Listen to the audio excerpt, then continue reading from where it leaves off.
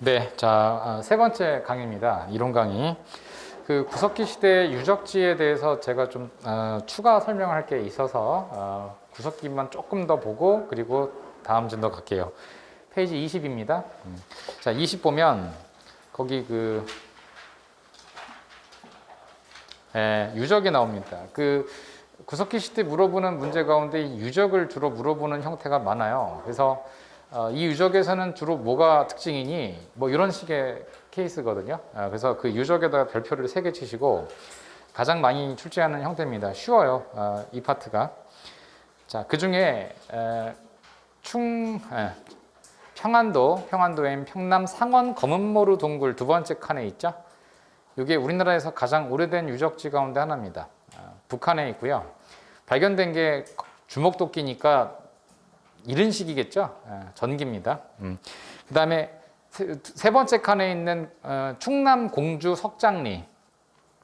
이 유적은 예전 문제 중에 60년대에 발굴된 것 뭐냐 이렇게 출제한 어처구니 없는 문제가 있었는데 그게 뭐 오래전 일은 아닙니다. 벌써 한 3, 4년 전? 그때 나온 겁니다. 1960년대에 발굴된 유적지로 짝지은 것 이딴 문제가 있었어요. 도대체 그걸 왜 냈는지 저도 지금 의문인데 뭐 출제 의도를 도저히 찾아볼 수 없는 그런 쓰레기 문제 이런 게 하나 있습니다. 그래서 60년대에 발굴된 유적지가 충남 공주 석장리다. 그런 정도 나왔고 요거는 전기, 중기, 후기, 구석기 유물이 모두 출토되었다. 암기법 석장리라서 석기 시대인데 장 되게 오래 사용되었다는 얘기죠. 되게 오랫동안 석기 시대다. 그래서 석장리 아주 길게니까 전기, 중기, 후기 다 있다 이렇게 알아두면 되겠어요. 그 다음에 경기도 연천 전곡리에 현관펜 치시고 별표 키워드 전곡리의 전 동글뱅이 전곡리니까 전기, 중기, 후기 중에 어디에 해당? 전기, 그렇죠. 예, 전곡리니까 전기다 이렇게 외우시면 되겠고 아무 의미 없어요. 그냥 외우는 거예요. 예, 전기. 그리고 이곳에서 발견된 주먹도끼가 아슐리안 주먹도끼. 거기다 현관펜 치세요. 아슐리안. 요건 잠깐 설명드리는데 모비우스 학설 오류의 밑줄. 모비우스는 교수님, 서양에 있는 교수님 이름인데 이분이 구석기 시대의 그 집게 문화를 동양 집게와 서양 집게로 나눴어요. 서양은 주로 아슐리안 형태의 주먹도끼가 많다. 그러니까 이게 주먹도끼인데 양날이 있는 주먹도끼인 거예요. 이렇게. 그래서 이걸 양날 집게라고도 하는데 양날이 이렇게 들어가 있는. 그래서 이걸 아슐리안형이라 해서 주로 서양에서 사용되던 구석기다. 이렇게 학설을 만들었고 아시아 계통의 주먹도끼는 이렇게 외날 집게. 그러니까 집게도 외날이냐 양날이냐. 그러니까 칼로 얘기하면은 한쪽에만 날이 있느냐, 양쪽에 다 날이 있느냐 이 차이거든요.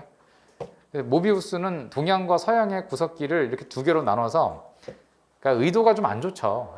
의도가 물론 발견된 게 그렇으니까 어쩔 수 없겠지만 이미 동양과 서양을 구분해 놓고 구석기조차도 서양이 더 우수하다 이런 맥락이 깔려 있는 거예요. 근데 1970년대에 우리나라에서 근무하던 미군이 한 명 계세요. 이 미군이 그렉 보웬이라고 하는 미군이 있었는데 계급은 상병이었어요. 그래서 미군 병사 중에 그렉 보웬이라는 그 병사가 한국인 여자친구가 있었는데 그 한국인 여자친구랑 지금의 한탄강 근처 여기거든요. 연천에 있는 한탄강이라는 강가를 이렇게 데이트를 하고 있을 때 갑자기 그 아슐리안형 주먹도끼를 발견합니다. 근데 이걸 어떻게 알았느냐 되게 의외죠. 알고 봤더니 이것도 참 이런 게 발견되려니 그랬는지 모르지만 본인이 대학생 시절에 그렉 보웬이 그 인디애나 주립대학교에 고고미술 공부하신 대학생이었어요. 그러니까 고고학을 전공한 그렉 보웬이다 보니까 본인은 남들이 못 보는 걸 본 거죠. 우리야 그런 게 있으면 이런 돌멩이 있네 이렇게 찾겠지만 고고학을 공부한 사람이다 보니까 그게 주먹도끼인 걸 알아낸 거예요. 근데 놀라운 게 발견하고 보니까 양날에 이렇게 날이 있다는 거. 그걸 보고서 이거는 아슐리안형인데? 그 아슐리안형 주먹도끼가 왜 한국에 있지? 이렇게 생각이 들어서 그걸 정밀하게 사진을 찍어가지고 본인 지도교수한테 보냈다는 거예요. 그랬더니 이게 만약에 그 한국에서 발견된 거라면 이건 정말 놀라운 일이다. 이거를 내가 지금 보니까 이건 분명한 아슐리안형 주먹도끼가 맞는 것 같은데 이거는 내가 멀리 있어서 이거는 확인할 길이 없으니 내가 잘 알고 있는 한국에 유명한 고고학과 교수가 있으니 그 고고학과 교수한테 보내봐라. 그래서 서울대학교 고고학과의 김원용 교수를 소개해 줍니다. 그래서 그렉 부엔 상병이 그 실물을 가지고 김원용 교수를 찾아가서 보여줬다는 거예요. 정말 이 그렉 부엔 상병도 대단한 분이시죠. 그래서 김원용 교수가 이렇게 면밀하게 살펴본 끝에 주먹도끼 3점, 가로날 도끼 2점, 찍기 1점을 정확하게 본인이 확인하면서 이건 양날집게, 즉 아슐리안형 주먹도끼가 맞다라는 의견을 제시했다는 거예요. 그래서 그게 보고가 됩니다. 세계 고고학계에. 그래서 모비우스 교수가 그 만들어 놓은 동서양을 구분하는 주먹도끼 문화에 오류가 분명히 있음을 밝힌 그 증거라 할 수 있습니다. 놀랍죠? 그래서 이 이전까지 양날집게가 아시아에서 발견된 적이 없었대요. 근데 우리나라에서 최초로 경기도 연천 전곡리에서 이 주먹도끼가 발견됐다는 것입니다. 그럼 이런 걸 내겠어요? 안 내겠어요? 시험 문제. 이 정도니까 내는 거예요. 정말 중요한 거 발견이기 때문에. 약간의 자부심이 느껴지지 않습니까? 우린 양날집게 있다 이런 건데 이거는 또 경쟁 국가 중에 하나인 일본을 자극했어요. 일본은 구석기의 구석기 문화가 아직 발견되지 않았거든요. 근데 우린 있거든요. 이게 또 일본인들에게는 매우 큰 자극제가 되었겠죠. 그래서 하나의 해프닝이 있습니다. 검색해 보시면 아시겠지만 일본의 구석기 이렇게 치면 나와요. 일본 땅치고 구석기 땅치고 조작 이렇게 치면 일본의 그 유명한 그 교수 중에 한 사람이 구석기의 이 도끼 있죠. 이 양날집게 같은 걸 자기가 만들어서 자기가 파묻어 가지고 자기가 발굴을 해서 공개를 한 적이 있어요. 완전 사기꾼이죠. 맞죠? 그러니까 근데 그게 나중에 밝혀진 거예요. 그래서 90도로 인사하면서 죄송하다고 얘기한 일본 교수가 있습니다. 그러니까 아주 한일 관계가 이렇게 이쪽에서 뭐가 나오면은 저쪽에서 그래? 그럼 우리도 이런 개념이 있는 것 같아. 그래서 중요한 발견입니다. 알겠죠? 그래서 아슐리안형 주먹도끼는 연천 전곡리에서 발견된 거다. 그레그 보웬이라는 상병이 발견했다. 모비우스 학설이 오류라는 것을 증명한 세기적 발견이다. 이렇게 알아두면 되겠죠? 그다음에 덕천 승리산 동굴 나오는데 요거는 최초로 사람뼈가 발굴된 곳입니다. 그 의미가 있죠. 최초로 사람뼈 출토. 그 출토된 뼈가 거기 사진에 있는데 그 아래 턱뼈가 발견됐어요. 이렇게 사람 뼈인데 아래 턱뼈. 사람의 아래 턱뼈가 북한에 있는 승리산이라고 하는 그 산 동굴에서 발견됐습니다. 그래서 이 사람을 북한에서 그 승리산인으로 명명하였습니다. 승리산인. 그래서 저는 이 승리산인을 이렇게 마치 생긴 게 나이키 모양처럼 생겼기 때문에 저는 개인적으로 이렇게 나이키 혹은 빅토리아라고 부릅니다. 이게 왜 빅토리아라고 부르냐면 여성의 턱뼈니까.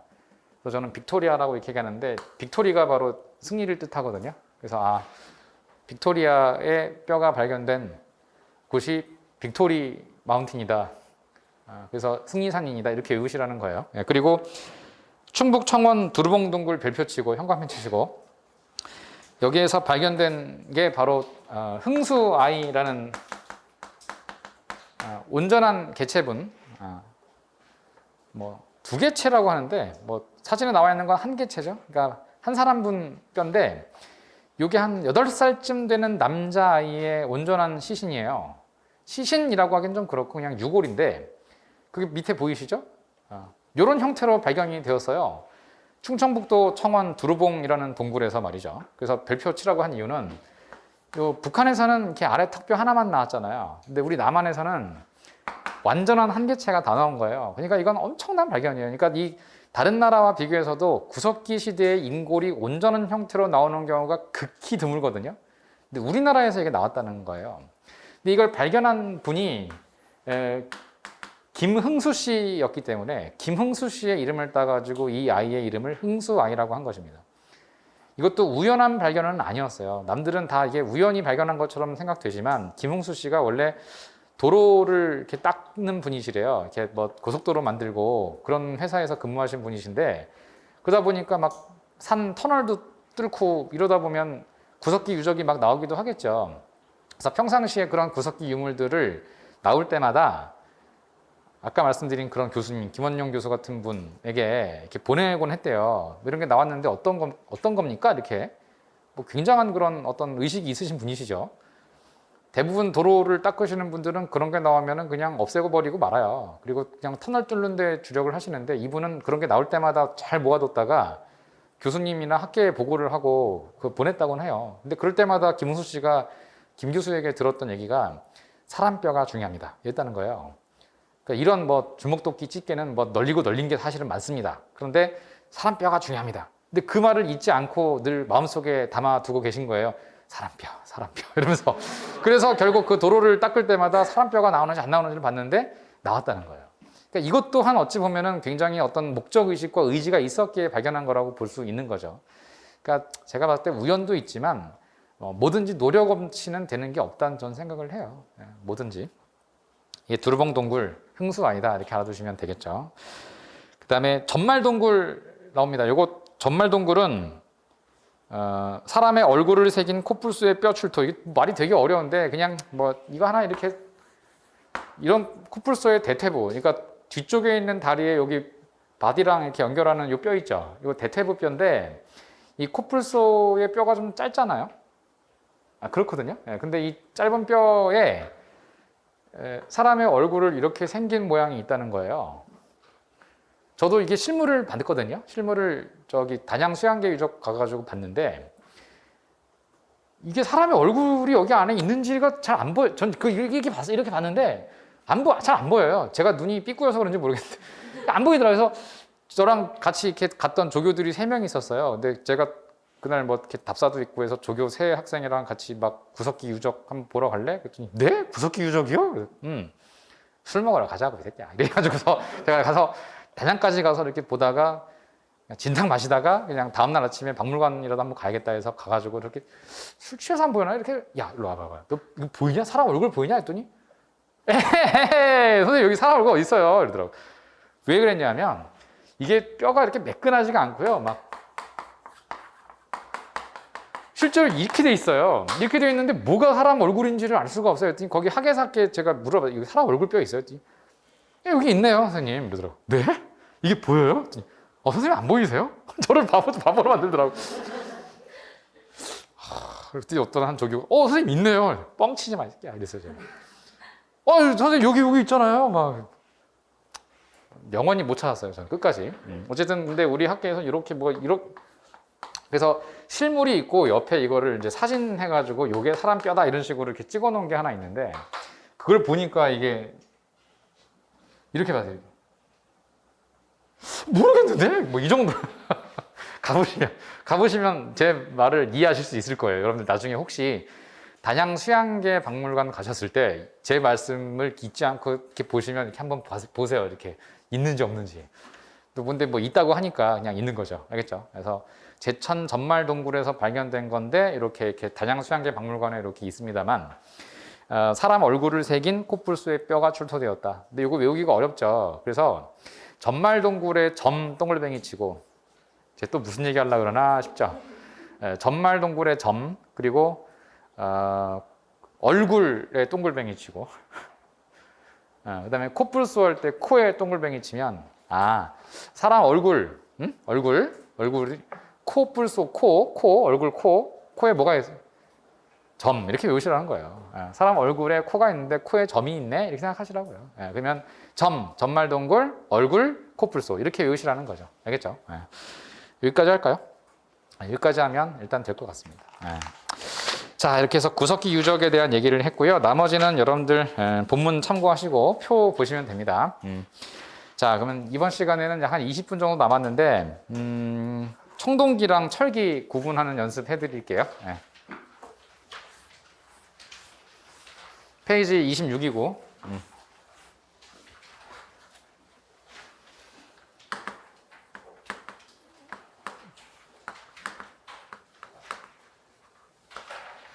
그 청동기와 초기 철기를 구분하는 것인데 그럼 철기면 철기지 왜 초기 철기냐 이런 생각이 드시겠죠. 예. 그 철기 시대는 전기 철기와 후기 철기로 나눠지기 때문입니다. 그래서 근데 그 후기 철기를 따로 공부하지는 않고요. 그냥 후기 철기 시대는 삼국 시대를 말합니다. 그래서 고구려, 백제, 신라 시대를 후기 철기 시대라고 하고 고구려나 백제나 신라라는 나라가 탄생할 수 있었던 배경이 철기 문화를 기반으로 한다는 것입니다. 그러니까 그 철기를 가지고 막 서로 싸웠겠죠. 이렇게 무기도 만들고 이러면서. 그래서 이건 초기 철기라고 해서 구분을 좀 합니다만. 자, 그럼 청동기 시기의 도구입니다. 도구. 당연히 청동기니까 동이 구리잖아요, 그죠? 구리로 뭔가를 만든 건데요. 이때 동기니까 동검이 나왔겠죠?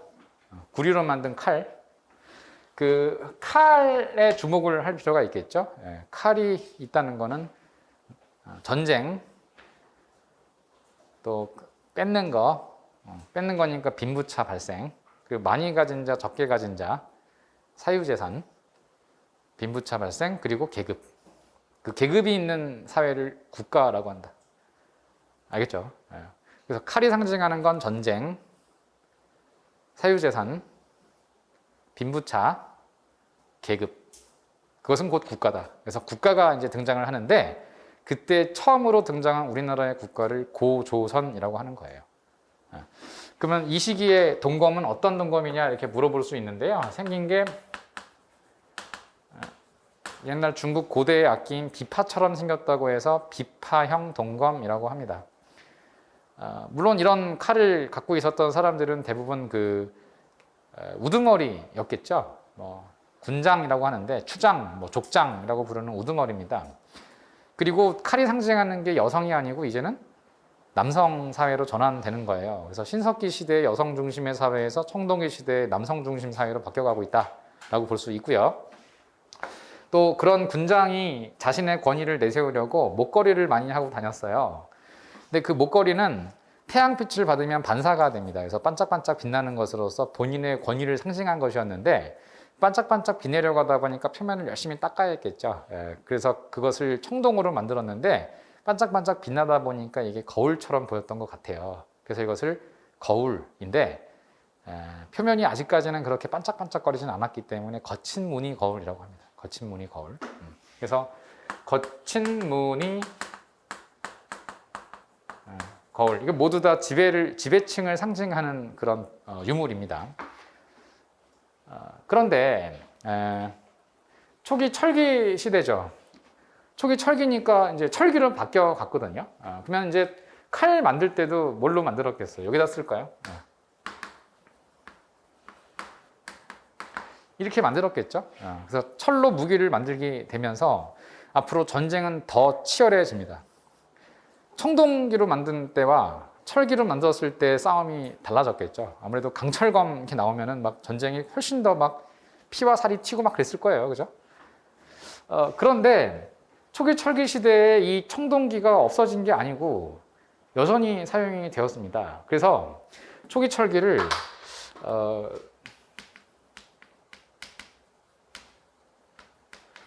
후기 청동기 시대로 보기도 해요. 그렇다는 얘기는 이게 전기 청동기로 보는 설이겠죠. 그러니까 전기 청동기, 이게 후기 청동기인데 후기 청동기가 초기 철기와 같은 시기를 말한다. 청동기와 철기가 함께 사용되었다는 뜻이에요. 그럼 이제 어떻게 구분해야 하느냐? 좀 애매한 게 있어요, 사실. 근데 최근 나온 그 문제들을 면면을 살펴보면 청동기를 전기냐 후기냐로 나누려는 시도는 요구하지 않습니다. 그냥 청동기와 초기 철기로 나누려는 방식을 많이 물어보곤 합니다. 그러니까 여러분들은 저는 이제 너무 많이 알아서 지금 그게 무슨 뜻이냐면 문제들이 너무 많이 나왔기 때문에 다양한 형태의 문제가 있잖아요. 그래서 이걸 그냥 통합적으로 물어본 문제도 있는데 최근 문제는 두 개를 구분하라는 거예요. 최근 트렌드가. 그래서 청동기 시대와 초기 철기 시대를 구분을 하시면 됩니다. 그냥. 근데 이렇게 쓴 이유는 헷갈리라고 낸 건 아니고 초기 철기 시대에도 여전히 청동기가 사용되었는데 모양이 바뀌어요. 모양이. 그래서 이렇게. 세형이라는 거는 가느다라해졌다는 뜻이에요. 얇아졌다. 비파형은 이렇게 뚱뚱한 거고, 이렇게 뚱뚱한 거고, 세형은 가느다해지는 거예요. 알겠죠? 네. 그러니까 세형 덩검이고, 또 조금 더 반짝반짝거리게 되니까 이것은 이제 잔무늬 거울 이렇게 얘기합니다. 그러니까 철제 무기를 실제로 사용을 했겠지만 철기 시대에도 동검이 사용되었다. 근데 이것은 세형 덩검과 잔무늬 거울이라고 한다. 그럼 이거는 실제로 사용된 거는 아니었을 거죠. 실제로 이걸 가지고 전쟁에 나갔다가는 죽기 십상이었겠죠. 그러니까 이거는 제사를 드리거나 의식을 치를 때 사용했던 제기로 여겨진다라고 보여지고요. 만약에 이게 헷갈리시면 되게 외우기 힘들어요. 그러면 철기가 청동기보다는 더 세잖아. 외우시면 돼요. 청동기보다는 철기가 더 세잖아. 그럼 철기 시대에 세잖아. 세형 덩검과 잔무늬 거울로 외우시면 됩니다. 자, 그 다음 경제활동, 농사. 그 신석기보다는 더 발전했겠죠. 그래서 뭐라냐면 본격적 농업활동이라고 표현해요. 그래서 뭐 본격적이라고 나오기도 하는데 그것보다 본격적인 거에 구체적인 게 뭐냐 이렇게 물어볼 수 있기 때문에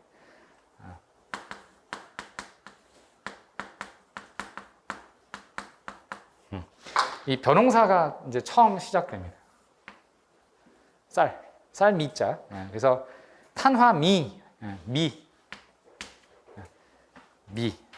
벼농사가 시작된 게 우리나라의 청동기입니다. 그 전까지는 신석기 시대엔 벼농사가 없었어요. 드디어 청동기부터 벼농사가 시작됩니다. 그러면 지금도 쌀밥 먹자.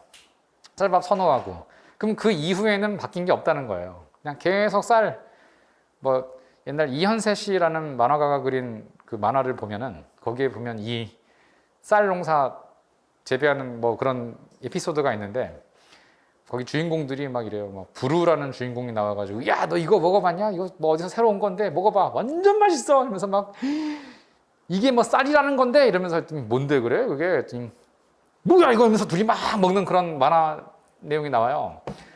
그러니까 이 쌀밥이 기가 막히게 맛있다 이러면서 우리 민족은 뭐야? 한국에는 또 밥심 이러죠. 그러니까 이 쌀이 계속 그 이후부터 있었다라는 걸 보여주는 에피소드인 거예요.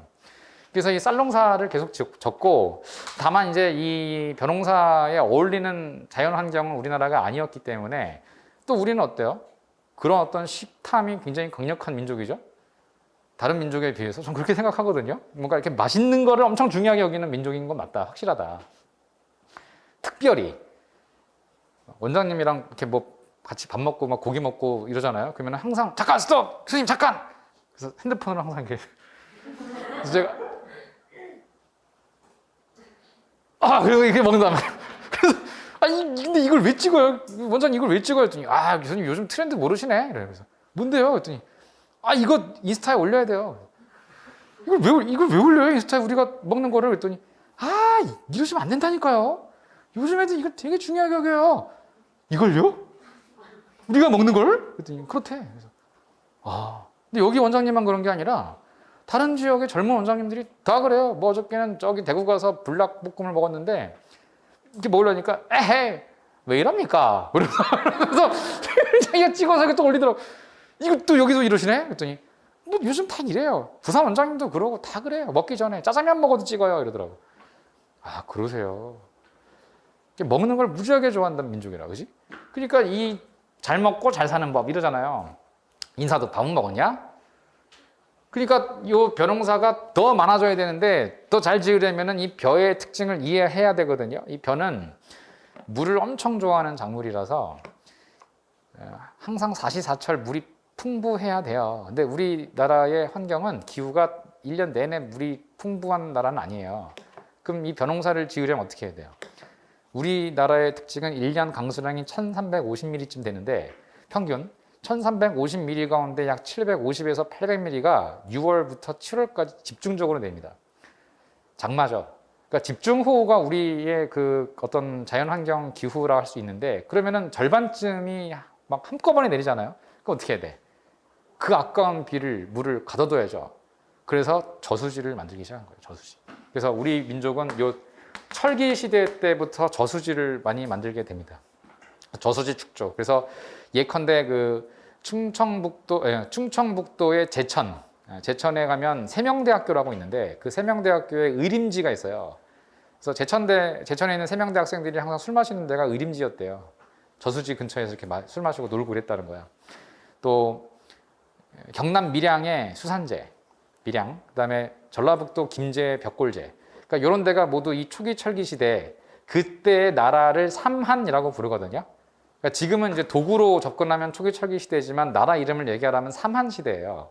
그래서 이렇게 삼한에 있는 뭐 마한, 변한, 진한이죠. 그래서 각각을 대표하는 삼한 시대의 저수지가 이때 만들어집니다. 모두 벼농사를 위한 것으로 보고 있고, 근데 이제 실제로 김제를 가보면 벽골제를 볼 수는 없어요. 왜냐하면 그게 지금은 모두 논이 되었기 때문입니다. 저수지였던 곳이 지금은 다 그냥 논이에요. 근데 다만 그 시기에 사용되었다라는 수문이 있을 뭐 흔적이 있어요. 김제 가보면 막 평야가 막 지평선 보일 정도로 확 뭐 뽕 뚫려 있습니다. 바람도 엄청 불고. 그래서 야, 이런 데가 있어 우리나라가? 누가 우리나라를 작다고 했는가? 하하하 뭐 이런단 말이에요. 김제 벽골제가 그만큼 이렇게 거기 저수지가 있었어요. 그러면 이와 관련돼서 도구가 농사를 위한 농기구죠, 농기구. 농기구를 보면 벼농사를 위해서 필요한 추수용 농기구가 있는데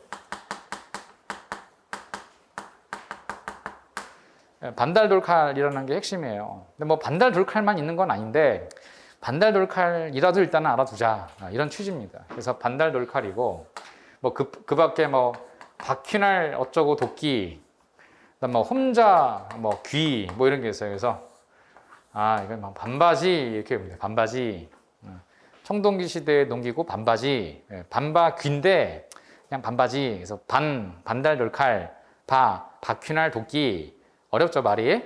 귀, 홈자귀. 내용은 이제 반달돌칼은 이렇게 벼이삭을 자를 때, 추수할 때 사용했던 농기구고, 바퀴날 도끼나 홈자귀는 그 논을 개간할 때 이렇게 돌 골라낼 때 퍽 치고 골라내는 거 이런 것들로서 용도를 활용했다고 해요. 한편 초기 철기로 가면은 철제 농기구가 등장합니다. 주의할 점이 있는 게 이게 청동기 시대의 농기구도 청동기로 만든 농기구는 없다는 거예요. 청동기는 만들기가 어렵고 재료도 귀했기 때문에 일반 농민들의 농기구로 제작하기는 적당하지 않았습니다. 그래서 청동기 시대 때는 농기구가 여전히 돌입니다. 돌. 그걸 좀 주의하실 필요가 있어요. 대신 이제 철기 시대로 가면은 철제 농기구가 등장하는데, 철제는 좀 구하기 쉽나요? 네. 우리 주변을 보세요. 다 철이죠. 청동기로 만든 거 있어요? 이거 청동기예요? 이런 거? 아니죠. 다 철이 재료죠. 바깥에 있는 돌아다니는 것 다 철이죠. 이 건물 안 다 철이죠.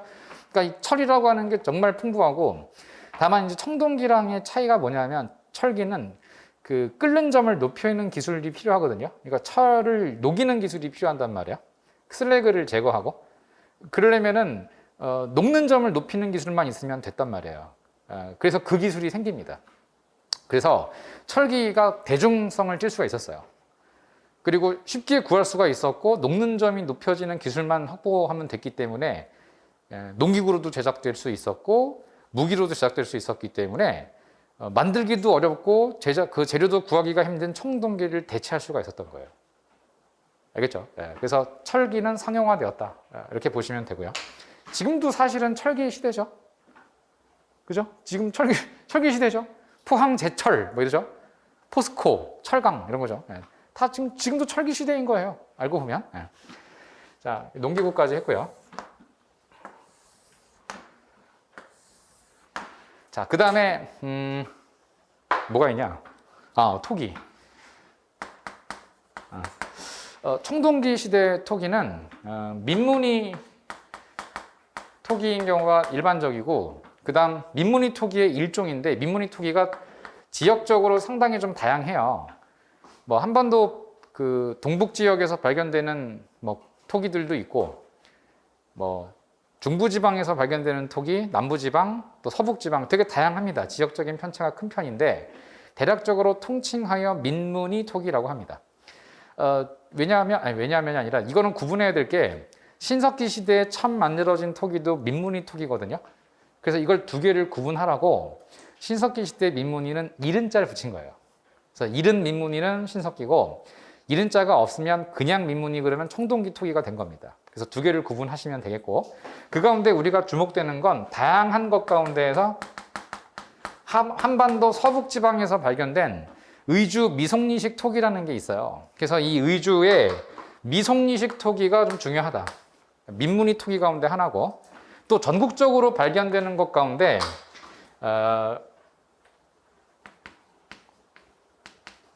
홍도 혹은 뭐 홍자가 빨간색이라는 뜻인데요.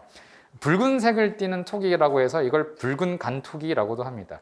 그래서 붉은 간토기도 비교적 넓은 범위에서 발견되는 토기예요. 그래서 크게 보자면 민무늬 토기고 다양하게 해서 구체적으로 나열해 보자면 미송리식 토기와 붉은 간토기가 대표적이다라고 할 수가 있겠습니다. 이걸 헷갈리면 여기서 착안하라고 해요. 저는 벼미니까 미가 재배되던 시기의 토기니까 이 미를 어디에 담아서 먹었겠느냐는 거예요. 또 저 양반 뭐 하려고 그러지? 이런 별거 아니 그냥 여기 있죠 미. 그러니까 미송리식 토기에 미를 담아서 먹었겠구나 생각하시라는 거죠. 그러니까 미니까 미겠지 이렇게 생각하라는 거예요. 그래서 미송리식 토기니까 미겠지. 그럼 이것도 자세히 보면 여기 미가 있어요. 이렇게 그죠? 그래서 민무늬 토기에서 니은 탈락을 시키든 뭐든 해서 그냥 미무늬 토기, 미송식 토기, 그냥 그죠? 이렇게 그냥 외우라는 거죠. 그다음에 초기 철기 시대로 가면 덧띠 토기라는 게 등장하고 흑도니까 흑자가 검을 흑자죠. 그래서 검은 간토기라는 게 등장을 합니다. 그래서 이걸 검은색 토기 이렇게 얘기하거든요. 이것도 그냥 철기가 제일 세잖아요, 그죠? 철기가 제일 세니까 태권도로 얘기하면 제일 센 띠가 뭐예요? 검은 띠죠. 그래서 검은 띠 토기, 검은 띠 차던 시기, 그래서 제일 세던 도구를 사용했던 시기 토기는 검은 띠 토기다 이렇게 외우시면 돼요. 그래서 이거 그럼 선생님 이전에는 뭐예요? 검은 띠 차기 전에 무슨 색깔 띠를 차냐면 빨간 띠를 차거든요.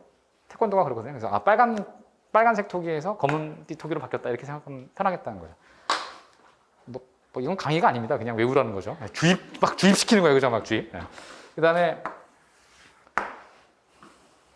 또 뭐가 빠졌지?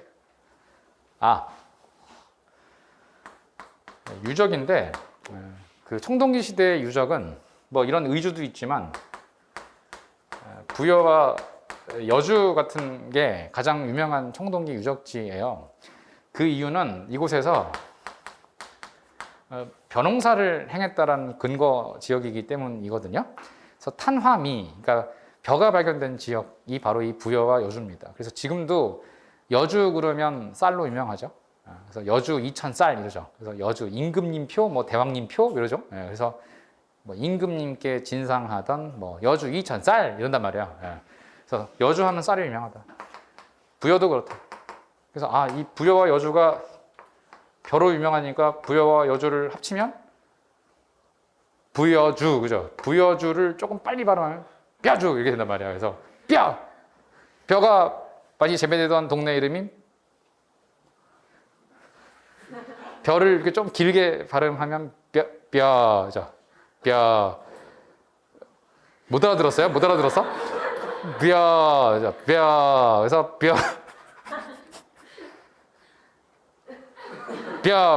그죠? 그래서 부여. 그다음에 하니까 여로 계속 끝내지 말고 여주까지. 그렇죠? 부여주, 부여와 여주가 벼로 유명한데 죽을 때까지 안 까먹게 해드릴게요. 죽을 때까지. 죽을 때도 부여. 이게 왜 생각도 안 하면 죽을 수 있어. 벼주, 그죠? 그다음에 요거는 이제 창원, 사천, 이런 데인데 여기가 바닷가잖아요. 그래서 특히 창원이나 사천, 김해 이런 데가 유명한 지역인데 경남 지역이잖아요, 그죠?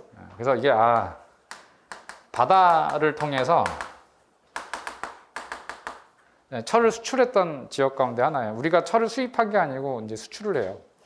철을 수입했던 나라인데 나중에 수출하는 걸로 바꾸죠. 옛날부터 그랬어요. 수입하던 나라가 수출하는 나라로 이렇게. 특히 이 창원 같은 지역에서는 이게 중국과 교역하던 중심지, 또 일본과 교역하던 중심지인데 일본에 혹은 중국에 철을 수출을 하는 과정에서 이 중국 있죠, 중국에서 중국인들이 들어왔다라고 하는 붓 같은 게 발견됐어요. 붓이 발견됐다니 글자 쓰기 시작했다는 거예요. 그래서 한자를 사용하기 시작한 게 철기 시대로 보고 있어요. 보고 있고, 또 여기에서 그 중국의 화폐가 뭐 명도전 등등등 이런 게 있거든요. 명도전, 반량전, 오수전 뭐 이런 게 발견되는데, 뭐 화천 뭐 이런 화폐 이름이야겠다. 화천 할 때 화폐. 그래서 명반오 화. 그래서 명반오 화에서 화폐 이름들이거든요. 그래서 명도전, 반량전, 오수전, 화천 등과 같은 화폐가 발견되기도 했다. 이건 다 중국 화폐다. 중국과 교역을 하고 있었음을 보여주는 증거다. 뭐 이렇게 정리할 수 있겠습니다. 그리고 끝으로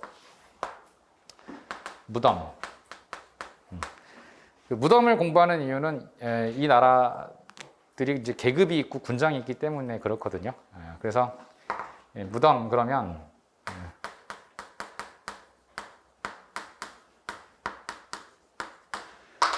고인 돌돌돌입니다. 근데 그 유적지 가운데 하나가 강화도예요. 우리나라의 그 섬 강화도가 고인돌 유적지로 되게 유명합니다. 그래서 강화도가 고인돌이 많다. 고인돌은 청동기 지배자의 무덤 형태이다. 이고요. 또 이것도 그냥 팁을 알려드리면 강화 고인돌이죠. 근데 이게 다 지역 이름의 앞글자와 연관되어 있어요. 고인돌이 발견된 게 꼭 강화도만 있는 건 아니고 강화니까 일단 강화도, 화고. 그래서 화로 시작하는 동네가 화순이라는 동네가 있고요. 전남 화순. 고 그러면 전북 고창입니다. 그래서 화순과 고창도 고인돌이 발견된 지역이다. 그래서 강화 고인돌 하면 강화도, 화순, 고창 이렇게 의하는 거예요. 알겠죠? 그럼 그런 데에서 고인돌이 발견됐고, 그 밖에 뭐 돌 무지 무덤, 돌 널 무덤 이런 형태의 무덤이 있고요. 초기 철기 시대로 가면 돌로 관련된 무덤이 슬슬 사라지고, 그냥 나무로 만든 널무덤, 또 항아리를 뜻하는 독무덤, 그래서 널무덤이나 독무덤 같은 것이 만들어지기도 했다 입니다. 그리고 자리가 좀 부족한데 계속 이어서 좀 써볼게요. 뭘 쓰냐면은 이제 주거 형태, 주거인데 청동기 시대의 주거는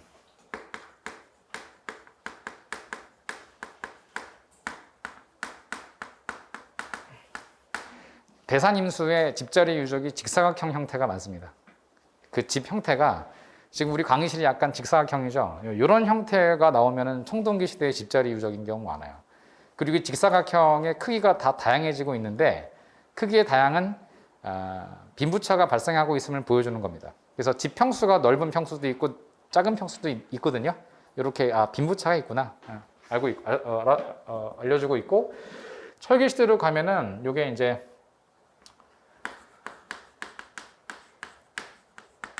지상 가옥화 됩니다. 그래서 움집에서 이렇게 땅을 파고 들어가서 살다가 땅 위로 올라오기 시작해요. 그래서 주춧돌 같은 걸 사용하기 시작을 하고 있고, 뭐 예를 들어 뭐 그 초가집이라던가 귀틀집 같은 게 만들어지는데, 귀틀집은 통나무를 정자 형태로 올리는 통나무집을 말합니다.